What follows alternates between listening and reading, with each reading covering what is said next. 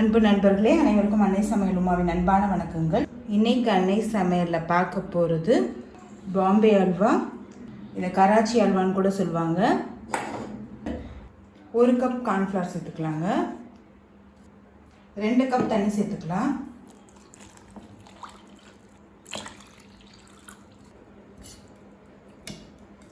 இப்போ இதை நல்லா கட்டி இல்லாமல் கரைச்சிக்கோங்க.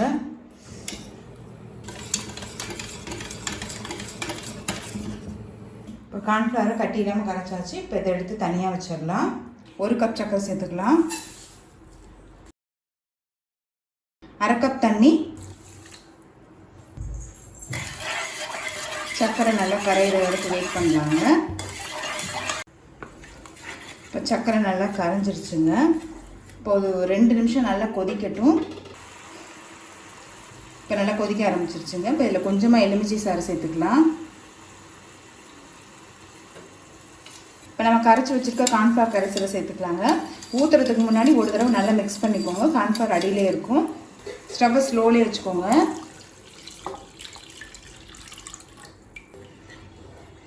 கார்ன்ஃப்ளவர் திக்காகிட்டே வருங்க.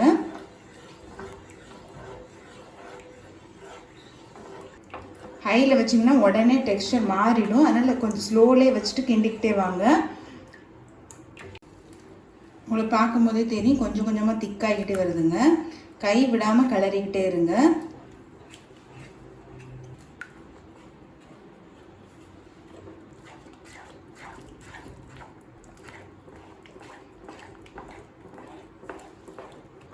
ஒரு 5 நிமிஷத்துலேயே பார்த்தீங்கன்னா இந்த கன்சிஸ்டன்சி வந்துடுச்சு.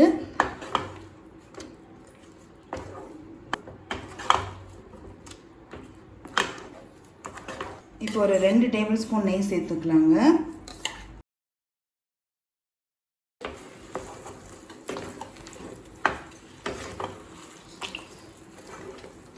பார்த்தீங்கன்னா கண்ணாடி மாதிரி வருங்க. அது வரைக்கும் நல்லா கிளறிக்கிட்டே இருங்க.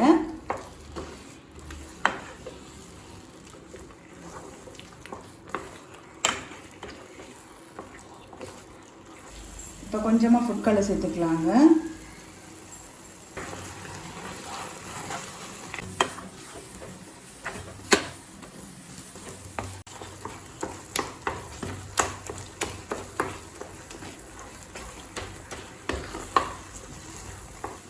நல்லா மிக்ஸ் பண்ணிக்கோங்க. ஃபுட் கலர் எல்லா இடத்துலையும் வர மாதிரி.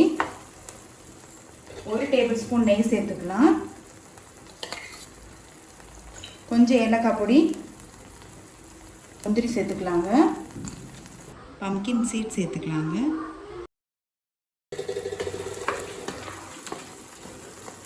நல்லா மிக்ஸ் பண்ணிக்கோங்க.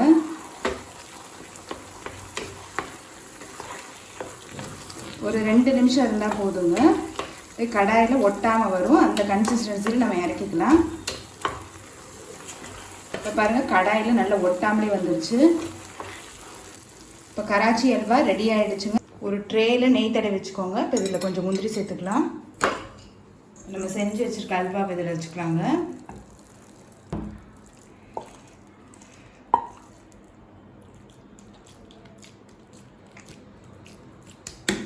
நல்லா ஃப்ளாட்டன் பண்ணிவிடுங்க.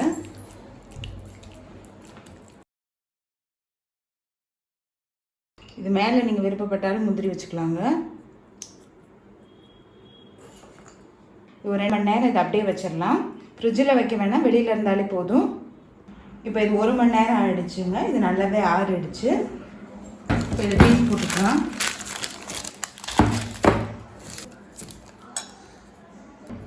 அழகாக செட் ஆகிடுச்சு. இப்போ இது பீஸ் போட்டுக்கலாங்க.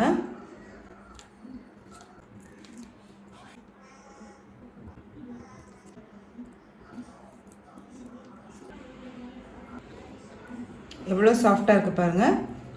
சுவையான பாம்பே அல்வா ரெடி ஆகிடுச்சு. ரெசிபியை ட்ரை பண்ணி பாருங்கள். கண்டிப்பாக உங்களுக்கே பிடிக்கும். ரெசிபி பிடிச்சிருந்ததுன்னா வீடியோவை லைக் பண்ணுங்கள், கமெண்ட் பண்ணுங்கள், ஷேர் பண்ணுங்கள்.